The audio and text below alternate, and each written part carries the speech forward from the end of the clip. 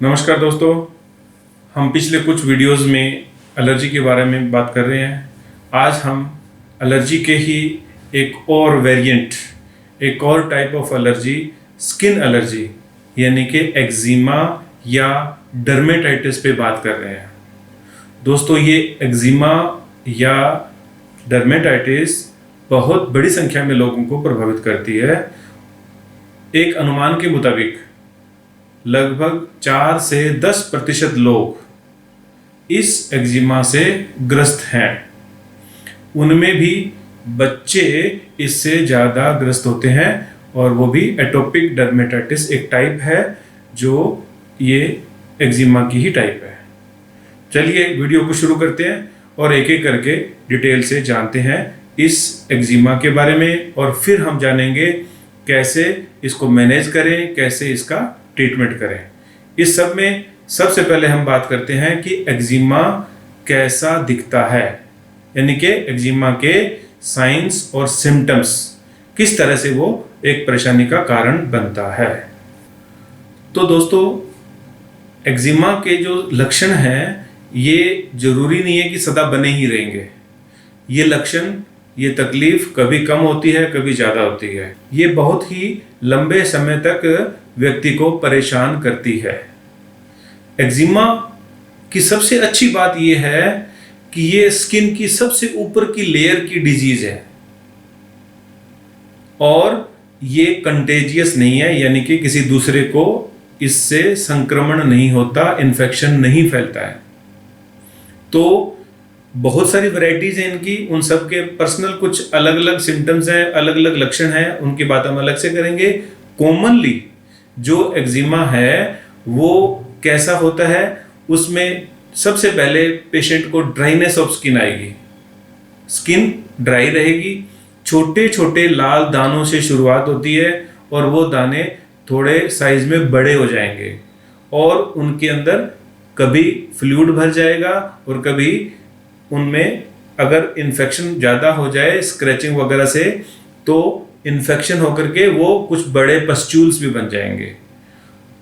इसके अलावा जो वो डिस्चार्ज है वो अगर बाहर आ गया तो एक पपड़ी के रूप में रहेगा।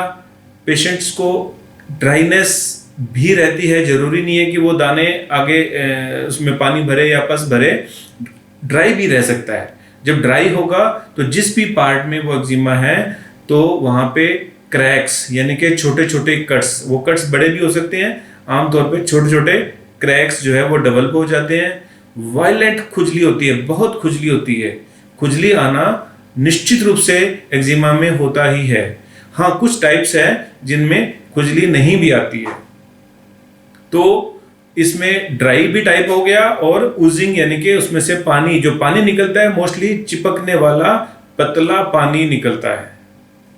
ये हैं एक्जिमा के कॉमन सिम्टम्स और अब हम आगे जानेंगे इसकी टाइप्स क्या क्या है। सबसे पहली टाइप है एटोपिक डर्मेटाइटिस।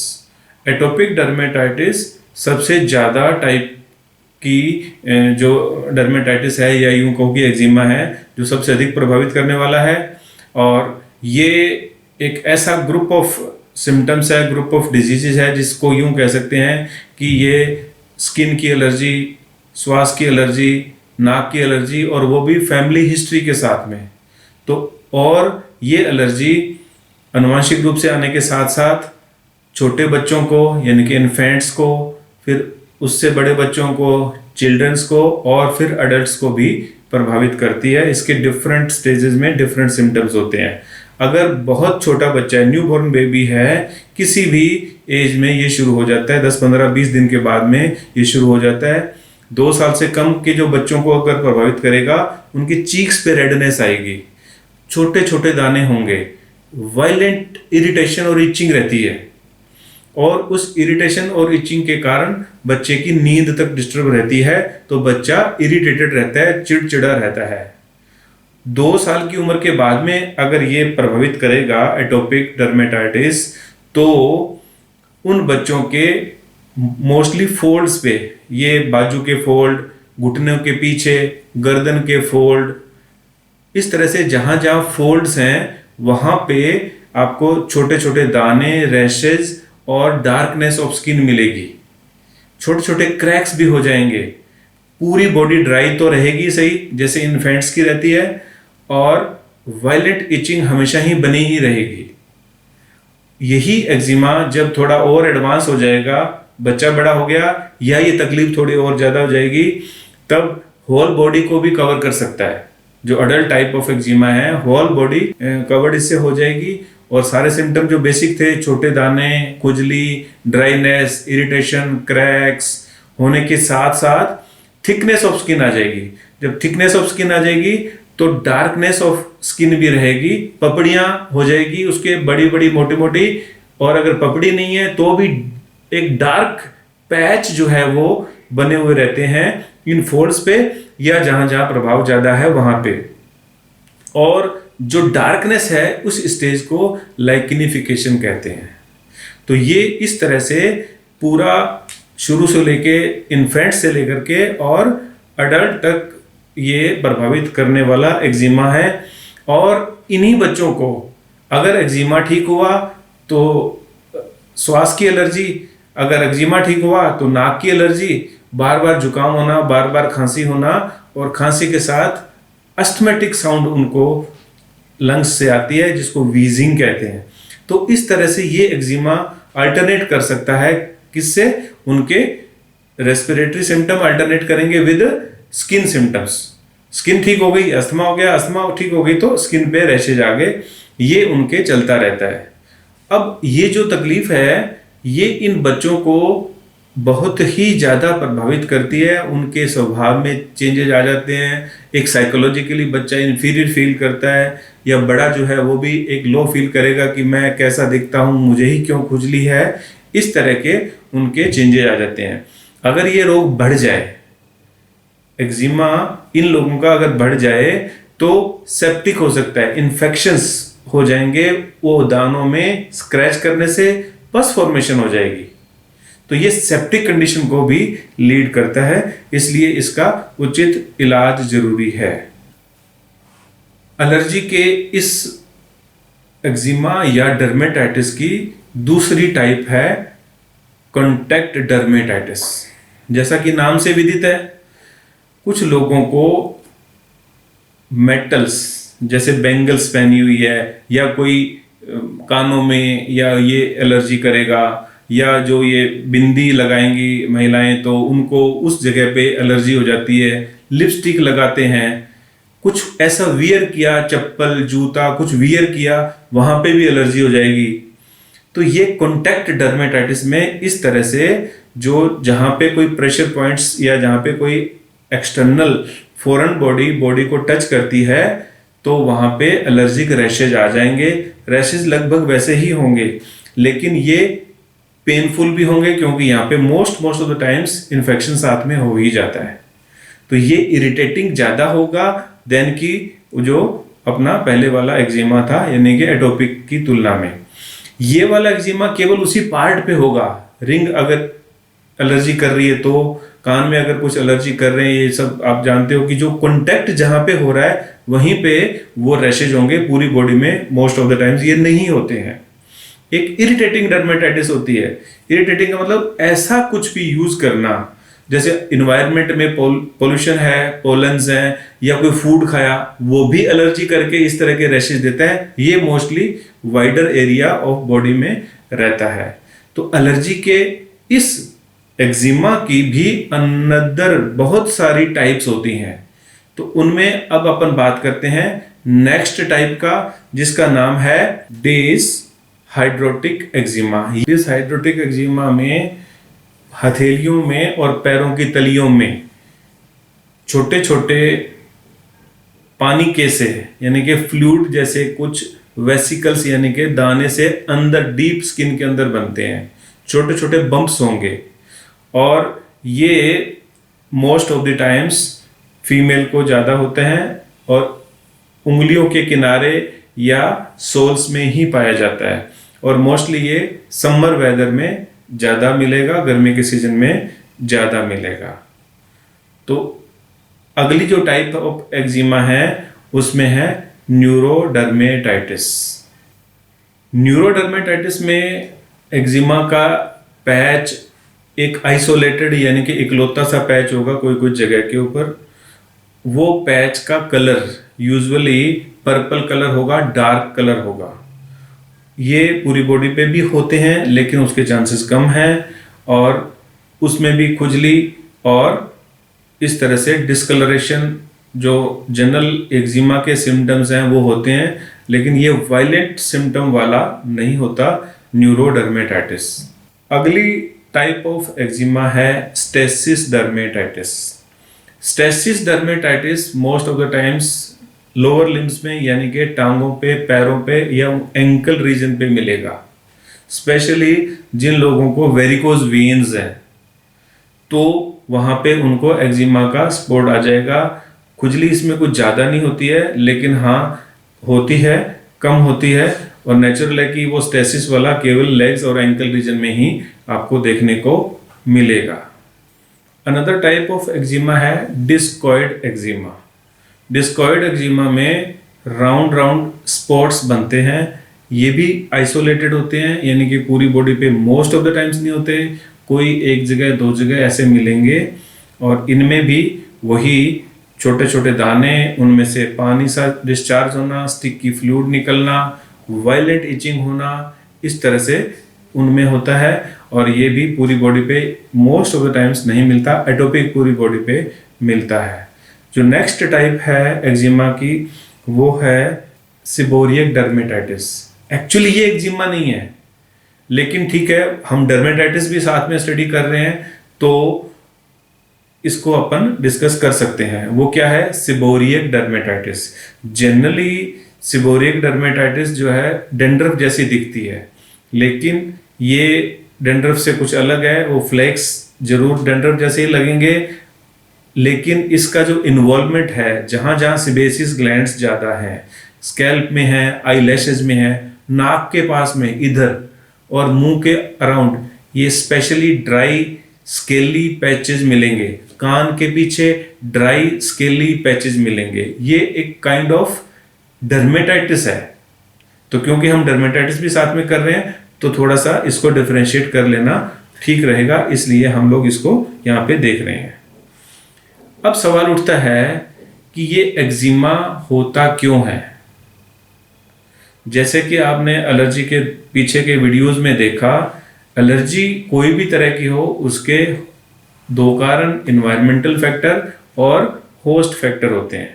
तो जो होस्ट फैक्टर है उसमें व्यक्ति के अपने शरीर की टेंडेंसी रिस्पॉन्सिबल है, और टेंडेंसी क्यों बनती है वो अधिकांशतया जेनेटिक कॉज की वजह से बनती है। यानी कि हमारे पेरेंट्स, ग्रैंड पेरेंट्स, बहन भाई में कहीं ना कहीं एलर्जी, स्किन की या रेस्पिरेटरी एलर्जी, श्वास की एलर्जी, इनमें से कुछ एलर्जी रही है, तो आने वाली जनरेशन के बच्चों को वो एटोपिक डर्मेटाइटिस या कोई भी तरह का एक्जिमा होने के चांसेस ज़्यादा रहते हैं। जो दूसरा फैक्टर है वो है एनवायरमेंटल फैक्टर। इन्वायरमेंटल फैक्टर से हमारा क्या अभिप्राय है कि वातावरण की वे सब चीजें जो एलर्जी कर सकती है, जो ये एक्जिमा को प्रोड्यूस करने का कारण ट्रिगर कर सकती हैं।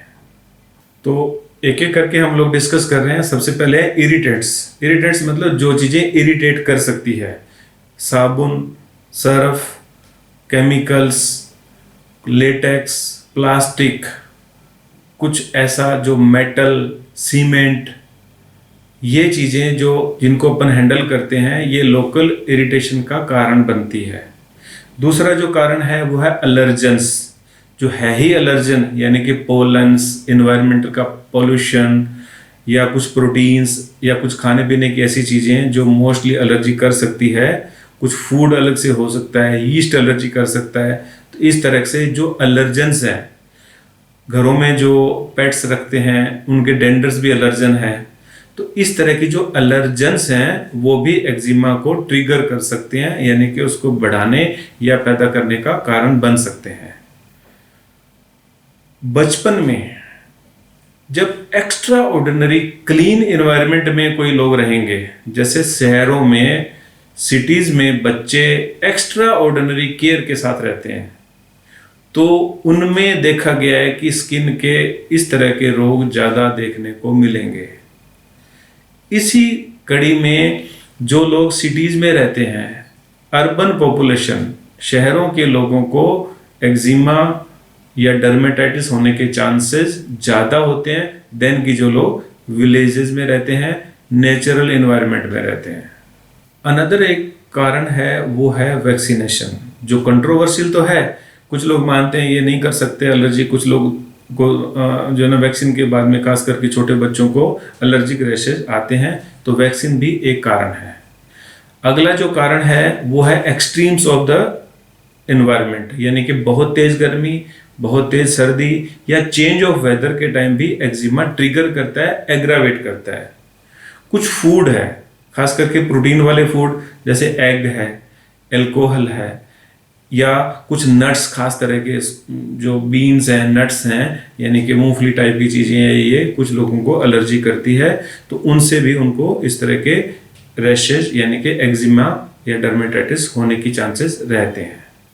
अगला कारण है माल न्यूट्रिशन, यानी कि कुछ खास विटामिन्स, मिनरल्स की डेफिशिएंसी। विटामिन ए और बायोटिन की कमी अगर है तो बॉडी में ड्राइनेस रहेगी और एलर्जी होने के चांसेस अधिक हो जाते हैं। हार्मोनल फैक्टर भी है, कुछ लोगों को जो चेंज ऑफ हार्मोन्स के टाइम या पीरियड्स के पहले, दौरान, बाद में, ऐसे कुछ लोगों को एलर्जी के रैशेज डर्मेटाइटिस के रूप में हार्मोन चेंज के टाइम भी मिलते हैं। एक और बहुत इंपॉर्टेंट कारण है जिसको मैं सबसे बड़ा कारण मानता हूँ, वो है मेंटल स्ट्रेस।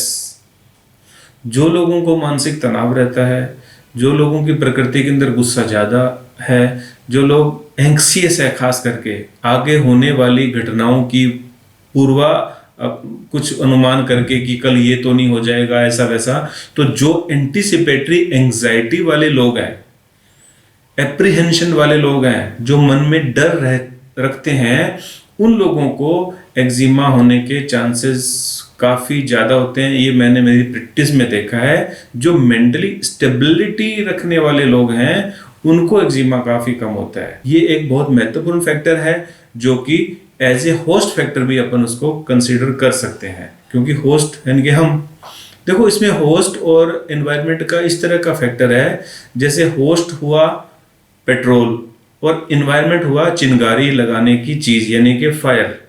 तो जब तक चिंगारी नहीं लगेगी या फायर नहीं लगेगी तो पेट्रोल नहीं जलेगा ना।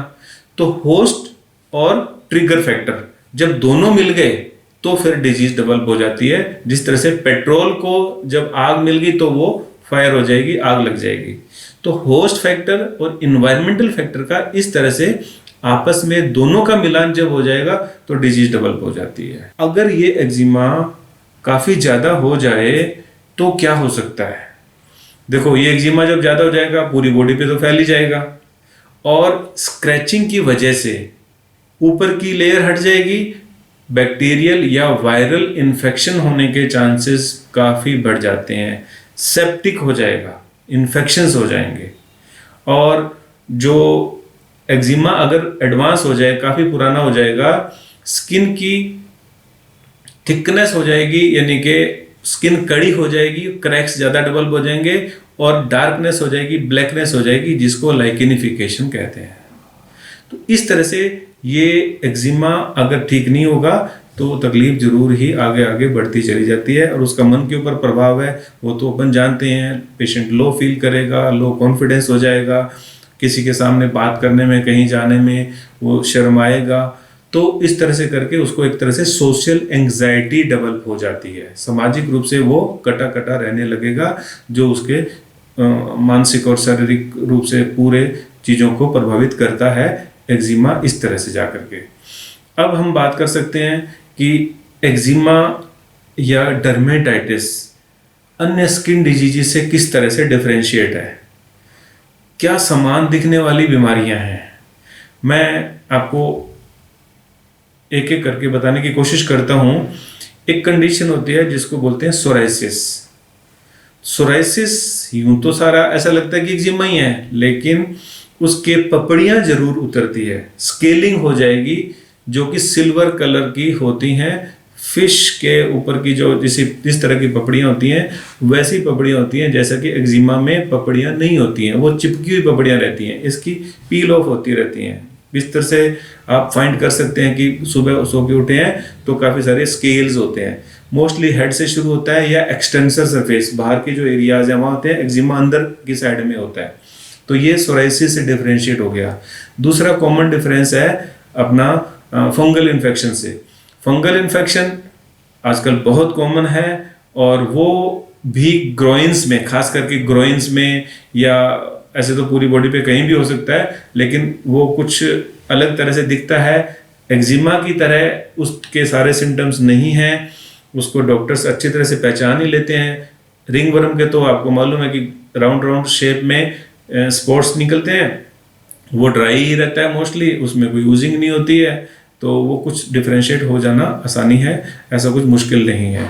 लाइकिन और इसमें डिफरेंस यही है कि भाई लाइकिन तो कुछ अलग, लाइकिन प्लेनस जो है एक तरह की वो भी स्किन की डर्मेटाइटिस ही है, वो न्यूरोडर्मेटाइटिस के एक सब टाइप है, लेकिन कुछ अलग दिखती है और वो ऑटोइम्यून डिसऑर्डर है, उसको पहचाना जा सकता है आराम से, ऐसा कुछ मुश्किल काम नहीं है। अब हम बात करें ट्रीटमेंट के बारे में।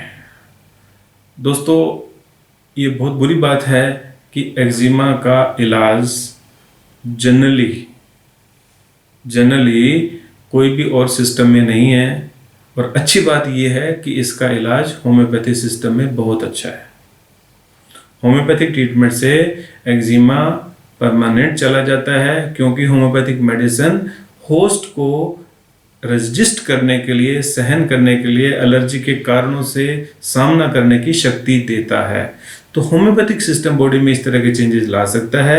एलोपैथी में केवल लोकल एप्लीकेशन लगा करके थोड़े दिन के लिए उसको कंट्रोल किया जा सकता है, दबाया जा सकता है। लोकल एप्लीकेशन, एंटी एलर्जिक और इवन स्टीरॉयड्स के द्वारा केवल टेम्परेरी रिलीफ दिया जा सकता है। होम्योपैथी से ये परमानेंट ठीक हो जाता है। लेकिन इसके साथ साथ अगर हम कुछ जो एक जनरल बॉडी केयर, यानी कि जनरल एक्जिमा केयर का अगर हम ध्यान रखेंगे तो मैनेज भी जल्दी होगा, इलाज भी जल्दी होगा, इसलिए उनका जरूर ही ध्यान रखना चाहिए। हम एक एक करके बात करेंगे कि क्या ध्यान रखें तो कि ये एक्जिमा आप अच्छे से मैनेज कर पाओ। अगर ठीक नहीं हो रहा है तो मैनेज होना चाहिए। तो मैनेज कैसे करेंगे? ट्रीटमेंट ले रहे हो तो भी मैनेज करना चाहिए, जिससे कि आपको रिकवरी फास्ट हो जाएगी। अगर रिकवरी हो गई है तो रीअकर होना भी आपको डिले हो जाएगा, आप अगर बॉडी केयर रखते हैं और ध्यान रखते हैं तो। चलिए आइए बात करते हैं एक एक करके हम क्या क्या ध्यान रखें।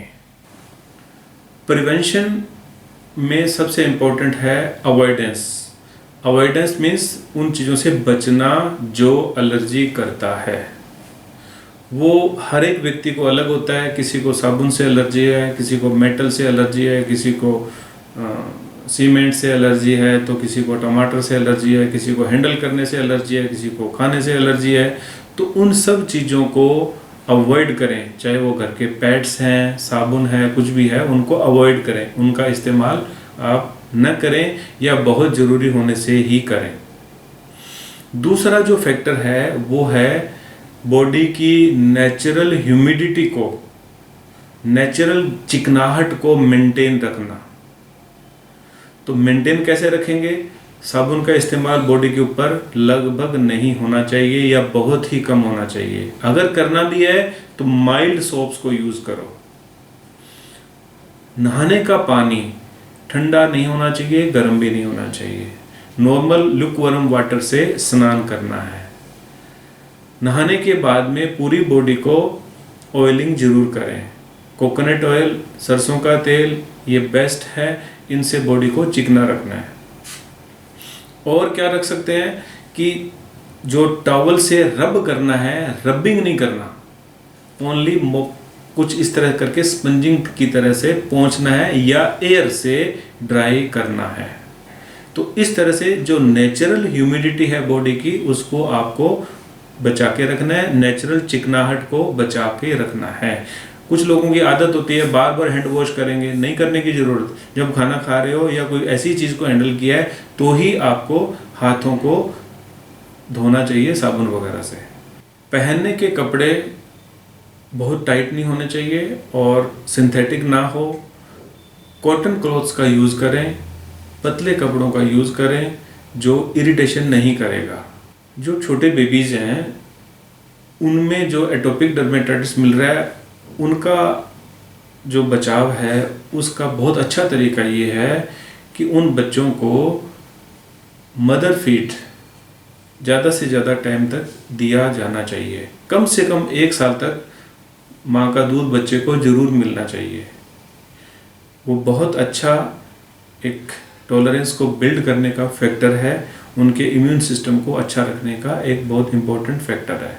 अपने जीवन को अधिक से अधिक नेचुरल रखें, प्राकृतिक जीवन जिएं और खाने की चीज़ें ऑर्गेनिक हो, केमिकल से फ्री हो, तो आपकी टॉलरेंस है वो अच्छी हो जाएगी। रोज़ाना थोड़ी सी देर के लिए सन एक्सपोजर बहुत अच्छी बात होती है। आपके स्किन के इन्फेक्शंस भी रुकते हैं और जो एक नेचुरल एक ग्रीजीनेस धूप में जाने से डेवलप होती है वो बहुत इम्पोर्टेंट फैक्टर है। रोज़ाना जो तीखी धूप ना हो, सुबह सुबह की सनराइज के टाइम हल्की सुहानी वाली जो धूप है उसका एक्सपोजर लेना चाहिए रोज़ाना। अपनी डाइट में सब कुछ जो माइक्रोन्यूट्रिएंट्स हैं, जो प्रोटीन्स हैं, जो विटामिन्स हैं, मिनरल्स हैं वो रहें। इसके लिए सभी तरह के फ्रूट्स, सैलेड, ग्रीन वेजिटेबल्स उनका यूज़ किया जाना चाहिए। विटामिन्स और मिनरल्स अगर आपको डेफिशिएंसी है और ज़्यादा दिक्कत है तो आप बायोटिन का इस्तेमाल कर सकते हैं। विटामिन ए एक्स्ट्रा लिया जा सकता है। तो ये एंटी ड्राइनेस फैक्टर होता है। विटामिन ए ड्राइनेस को रोकने के लिए अच्छी बात है। इंडियन काऊ घी ये बहुत अच्छी चीज़ है। अगर हम भारतीय गाय का घी खाएंगे तो उससे भी जो बॉडी के अंदर की चिकनापन है, जो विटामिन ए की डेफिशिएंसी है वो भी अच्छी होती है और वो अदरवाइज भी स्किन के लिए काफ़ी अच्छा होता है गाय का घी। स्ट्रेस को मैनेज करने के लिए आपको जो एंटी स्ट्रेस चीज़ें हैं, अगर बच्चे हैं तो उनका खेलना, बड़े हैं तो उनका योगा, एक्सरसाइजेज करना, वॉक करना, नेचर के करीब रहना, दोस्तों के बीच कुछ हंसी ठिठोली करना, ये चीज़ें एंटी स्ट्रेस होती है। स्ट्रेस को रोकने के लिए एक बहुत इम्पोर्टेंट फैक्टर है। तो आप स्ट्रेस को मैनेज करें। अपनी आदतों के अंदर कुछ ऐसा है कि आपको गुस्सा ज़्यादा आता है, आप भविष्य की घटनाओं को लेकर के चिंतित ज़्यादा रहते हैं, तो उसको एक सिस्टम से मैनेज करें और आप साइकोलॉजिकल काउंसलर की मदद ले सकते हैं। मैंने पर्सनली कुछ लोगों को जब एक्स्ट्रा काउंसलिंग दिलवाई तो मैंने देखा कि उनकी स्किन की डिजीज़ में रैपिड रिकवरी हुई है। तो ट्रीटमेंट के साथ, बचाव के साथ अगर आप मन का भी ध्यान रखेंगे, काउंसलिंग लेंगे, तो जो रिकवरी है वो काफ़ी अच्छी हो जाएगी और फास्ट हो जाती है। बाकी जो स्वस्थ रहने की अच्छी आदतें हैं, समय से सोना, समय से उठना, टाइम पे भोजन करना, ज़्यादा नहीं खाना, अपने वेट को नहीं बढ़ने देना, माल न्यूट्रिशन भी ना हो, प्रॉपर डाइट लेते भी रहना, इन सब चीज़ों के बारे में हम लोग पहले बता चुके हैं और एक वीडियो पूरा एक्सक्लूसिव बनाया जा चुका है जिसका नाम है कि एक कदम स्वास्थ्य की ओर। लिंक हम दे देंगे, इसमें कोशिश करेंगे, डिस्क्रिप्शन में आ जाएगा। तो वो आप जो है ना अपने जीवन के अंदर अगर रखेंगे तो नेचुरल रिकवरी रहेगी। खास करके लेट सुबह लेट उठना ये बहुत ही गलत आदत है। इससे बॉडी के जो अच्छे वाले हार्मोन्स हैं वो डिस्टर्ब होते हैं, वो नहीं करना चाहिए। रिकवरी लेट हो जाती है उन लोगों में जिनकी इस तरह की आदतें हैं। नशा पत्ता ये तो बातें छोड़ो, खैर नहीं करना चाहिए, उनसे तो आपका जनरल इम्यून सिस्टम डिस्टर्ब हो ही जाता है। अब हम बात करते हैं होम्योपैथिक मेडिसिन्स के बारे में। होम्योपैथिक मेडिसिन्स खुद नहीं लेना चाहिए, आपको डॉक्टर कंसल्ट जरूर करना चाहिए। आप क्या करें कि आपका इलाज अच्छा हो, वो मैं आपको कुछ टिप्स बता रहा हूँ। तो एक तो अपने जो भी एक्जिमा पैच है उसकी फ़ोटो खींच के रखें सो दैट कि आपको रिकवरी भी पता चले और आप डॉक्टर को बता भी सकें कि मेरा इस तरह का उस दिन था। क्योंकि आप जब आएँ तब ज़रूरी नहीं है उसकी वही शेप साइज़ रहे या वही उसका जो अपीयरेंस है वो रहे, इसलिए फ़ोटो खींच लेना अच्छी बात है। आप और क्या क्या करें, आप अपने जो भी सिम्टम्स हैं उनको नोट करें। खुजली किस वक्त ज़्यादा आती है, रात को, दिन में, शाम को, सुबह, हवा लगने से, पानी लगने से, खाना खाने से, नहीं खाने से, खाना खाने से आराम मिले, या जिस भी हालत में आपको खुजली अपीयर होती है आप वो डॉक्टर को बताएं। और आप खुजली होने पे क्या करते हैं, आपको खुजलाना ही पड़ता है। कब तक खुजलाते हैं, जब तक कि ब्लीड ना हो जाए, जब तक दर्द ना हो जाए। आपको डर लगता है कि मैं खुजलाऊंगा तो मेरी तकलीफ फैल तो नहीं जाए, ये भी आपको डॉक्टर को बताना चाहिए। डिस्चार्जेस किस तरह के हैं, चिपकने वाले हैं, पतले हैं, पानी जैसे हैं, पस वाले जैसे हैं, उनमें स्मेल आ रही है, ये भी आपको डॉक्टर को बताना है, या डॉक्टर खुद भी ऑब्जर्व कर लेंगे। उसका सही बिना लोकल एप्लीकेशन लगाए, अगर आपने कुछ स्टेरॉयड या एंटी एलर्जिक दवाइयाँ लगा ली तो लक्षण दब जाएंगे। दब जाने से डॉक्टर अच्छी तरह से उसको पहचान नहीं पाएंगे और होम्योपैथिक ट्रीटमेंट करने में दिक्कत आती है। दब जाने पे मेरे को याद आ गया, वो क्या कि एक्जिमा का दबना कॉम्प्लिकेशंस को जन्म देता है। और होम्योपैथी में तो खास करके ये फिलोसफी है कि बीमारियों के दबने से बड़ी बीमारियां डेवलप होती है। और इन बीमारियों को सोरिक डिजीजेस का ग्रुप बताया गया है और इनके दबने से ही दूसरी बीमारियां शुरू होती हैं, आप ऐसा कह सकते हैं। तो इसको दबाने का कुछ भी ना करो, दबाने से इलाज तो होगा नहीं, आप जानते हो कितना दबा के रखेंगे। दबाने से डिजीज आपके शरीर में भी फैलेगी, ये क्या बोलेंगे कि जो एक्जिमा है ये भी नए नए एरियाज में बढ़ जाएगा और दूसरी बीमारियों को जन्म देगा। सिर्फ श्वास की और यही तकलीफ तो दुनिया मानती है, लेकिन होम्योपैथी तो ये भी मानती है कि अगर मानसिक पागलपन भी आया है ना, वो भी हो सकता है सुप्रेशन ऑफ सोरा हो, यानी कि सुप्रेशन ऑफ स्किन डिजीज हो। अगर आपको अर्थराइटिस भी है तो भी हो सकता है कि कभी न कभी कोई स्किन डिजीज आपके शरीर में दबी हुई हो। तो रोग को दबने का इलाज ना करो, दबाने का इलाज ना करो, ये बहुत ही इम्पोर्टेंट चीज़ है।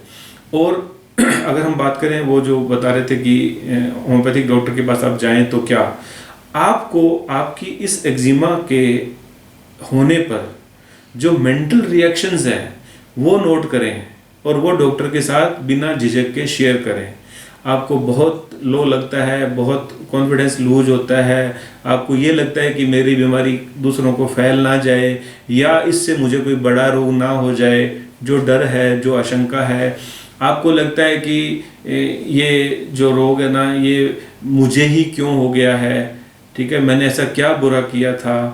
तो जिस भी तरह के मानसिक रिएक्शंस जो आपके अपने रोग को लेकर के हैं वो हम जरूर जो है डॉक्टर को बताएं तो उनको उससे मदद मिलती है। बाकी काफ़ी कुछ डॉक्टर खुद करेंगे, इसमें कोई शक नहीं है कि वो उसको ऑब्जर्व करेंगे, उसके अकॉर्डिंग ट्रीटमेंट देंगे। एक्जिमा होम्योपैथी के हिसाब से केवल स्किन का रोग नहीं है, ये पूरी बॉडी का ही रोग है। तो आपकी प्यास, आपकी भूख, आपकी पसंद खाने पीने में, आपकी नफरत खाने पीने में, आपकी नींद कैसी, आपके सपने कैसे, आपके अन्य जो भी शरीर के रोग हैं, मल मूत्र प्यास ये वो, मुंह का स्वाद, न जाने इस पूरी बॉडी में जो भी कुछ एबनॉर्मल लगता है वो आप अपने डॉक्टर को बताएं तो जाके ये एक्जिमा ठीक होता है।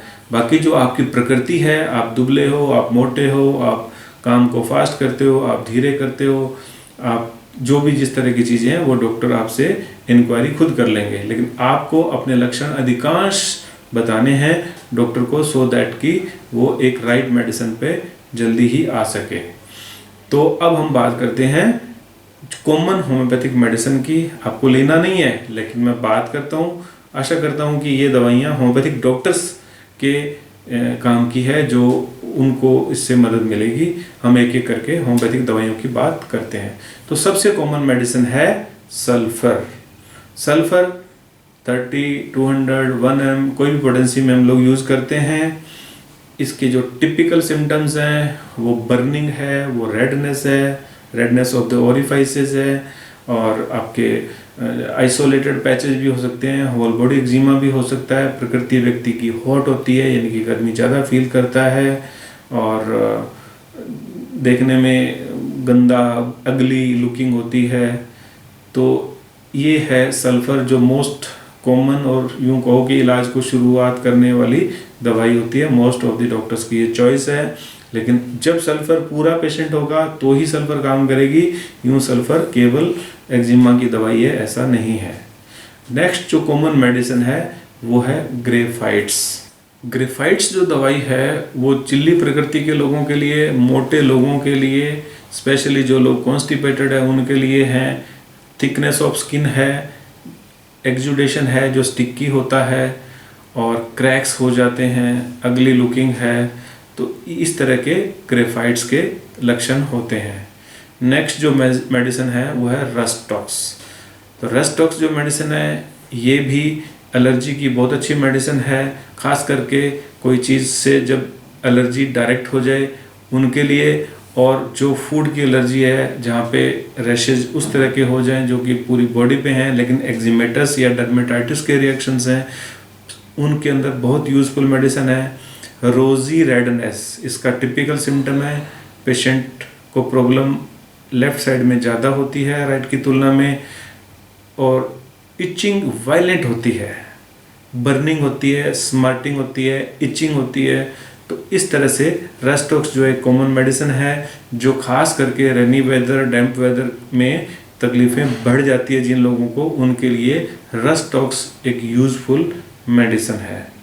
जो नेक्स्ट मेडिसिन है वो है आर्सेनिक एल्बम। आर्सेनिक जो मेडिसिन है वो भी एक्जिमा की बहुत अच्छी मेडिसिन है। 30-200 1 पोटेंसी में यूज होती है। आर्सेनिक में बर्निंग टिपिकल है और बर्निंग के साथ साथ उसको हॉट से रिलीफ मिलता है। मिडनाइट और दोपहर को इचिंग सबसे अधिक होती है, खास करके उन लोगों को एक्जिमा होना जो साफ सफाई का ज़्यादा ही ध्यान रखते हैं। पेशेंट को प्यास बहुत कम लगती है, थोड़ा थोड़ा पानी बार बार पीने की नेचर रहती है, और बहुत ही एंक्सियस पेशेंट होते हैं, फ्यूचर के बारे में चिंता करते हैं, भविष्य में क्या हो जाएगा क्या नहीं हो जाएगा। ये एंटीसिपेटरी एंग्जाइटी आर्सेनिक के लोगों को काफ़ी ज़्यादा होती है। अगली मेडिसिन के रूप में हम बात कर सकते हैं एल्यूमिना की। एल्यूमिना का जो पेशेंट है वो भी चिल्ली पेशेंट है। 30-200 1 किसी भी पोटेंसी में यूज होती है। एल्यूमिना जो है वो बच्चों को कॉमन मेडिसिन आती है, खास करके जब वो कॉन्स्टिपेटेड रहेंगे, उनको अर्जी नहीं होती मोशन जाने की। एल्यूमिना में एक्सट्रीम ड्राइनेस ऑफ स्किन रहती है, स्टूल भी उनका ड्राई है, स्किन भी उनकी ड्राई है, बाल भी उनके सूखे रूखे रहते हैं, और इंटेलेक्चुअली थोड़े से डल और भोले होते हैं। वो पूछते हैं ये कर लूँ क्या, ये हो जाएगा क्या, मतलब उनका जो माइंड है वो ऐसा मानो कि दूसरों की राय से ही चलने वाला होता है। तो चाहे बड़े हो जाएंगे तब भी एल्यूमिना का ये टिपिकल मेंटल सिम्टम है कॉन्स्टिपेशन, और ऐसा करने से एल्यूमिना एक अच्छी मेडिसिन एक्जिमा की होती है। अगली जो अगर मेडिसिन की हम बात करें वो है हिपरसल्फ। हिपरसल्फ कॉन्टैक्ट डर्मेटाइटिस की अच्छी मेडिसिन है, खास करके जहाँ पे पस हो जाए और पेनफुल हो जाए, मल्टीपल छोटे छोटे दाने निकलेंगे इधर उधर कहाँ भी जहाँ भी एलर्जी हो गई है, और उनमें से पस जरूर डिस्चार्ज होती है। पेनफुल होता है ये, और जहाँ जहाँ डिस्चार्ज टच हो जाएगा वहाँ वहाँ ये फैल जाएगा। हिपरसल्फ बहुत अच्छी मेडिसिन है, खास करके जब सेकेंडरी इन्फेक्शन हो जाए किसी भी एक्जिमा में, तब भी हिपरसल्फ जो है अच्छी मेडिसिन है। 30-200 में हम लोग इसको यूज़ करते हैं। हिपरसल्फ ये मेडिसिन एक्जिमा की अच्छी मेडिसिन है। पेट्रोलियम एक ऐसी मेडिसिन है जो खास करके उन एक्जिमा के लिए जिनमें क्रैक्स जरूर डेवलप हो जाए, और स्पेशली विंटर्स में। सर्दी है एक्जिमा आ गया, और गर्मी है एक्जिमा चला गया। ये टिपिकल सिम्टम है पेट्रोलियम का। खुजली वायलेट होती है, जलन रहती है, आग की तरह फायरी बर्निंग रहती है अपने पेट्रोलियम के अंदर। ड्राइनेस और ये सब जो स्टैंडर्ड जनरल कॉमन सिम्टम्स हैं वो इसमें मौजूद रहते हैं। ड्राइनेस एक्सट्रीम वाली ड्राइनेस रहती है। पेट्रोलियम काम की दवाई है एक्जिमा के लिए। सोराइनम एक दवाई है जो हाई पोटेंसी में यूज़ करते हैं, इसको बार बार रिपीट नहीं किया जाता। सोराइनम के पेशेंट्स को बहुत अधिक सर्दी फील होती है और स्किन के एक्जिमा के बारे में ये कहा गया है कि जब तक सोरानियम न लो तो रीअकर होना प्रिवेंट नहीं होता है। तो डॉक्टर जो भी आपको अटेंड करेंगे वो जब उसका टाइम आएगा इंटरकरेंट मेडिसिन के रूप में सोरानियम को दिया जाता है। स्मेल ज़्यादा आना, फाउल स्मेल, गंदे वाली स्मेल, और गर्मी के मौसम में भी पेशेंट को सर्दी फील होना, ये 2 जनरल कॉमन टिपिकल सिम्टम है। बाकी खुजली, स्केलिंग, पपड़ी, ये सब कुछ तो सोरानियम में है ही। अगेन से मैं मेरी बात को रिपीट करूँगा, आप सेल्फ मेडिकेशन ना करें, क्योंकि मेडिसिन की पोटेंसी, किस पावर में लेना, कितनी डोज लेना, कब लेना, कितने दिन लेना, ये जजमेंट नहीं आ सकती। और दवाई केवल जितनी मैंने 4-5-6 दवाइयाँ बताई हैं, इतनी ही दवाइयाँ नहीं होती हैं, 20 50 या सैकड़ों दवाइयाँ हैं। क्योंकि जैसे मैंने कहा, प्रकृति के हिसाब से इलाज होता है। ये स्किन का रोग नहीं है केवल, ये रोगी पूरा ही बीमार है।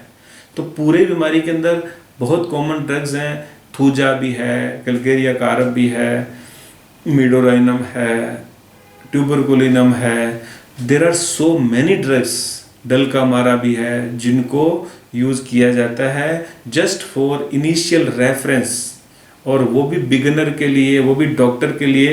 ये जो मैंने बताया उसको आप यूज़ कर सकते हैं। आप ट्रीटमेंट नहीं कर पाएंगे। मैं नहीं चाहता दवाइयाँ बताना, लेकिन लोग चाहते हैं कि सुने, तो मैंने सोचा कि चलो कुछ दवाइयों के बारे में बात करते हैं। तो आपका इलाज जो है वो होम्योपैथिक ट्रीटमेंट से निश्चित रूप से हो जाएगा।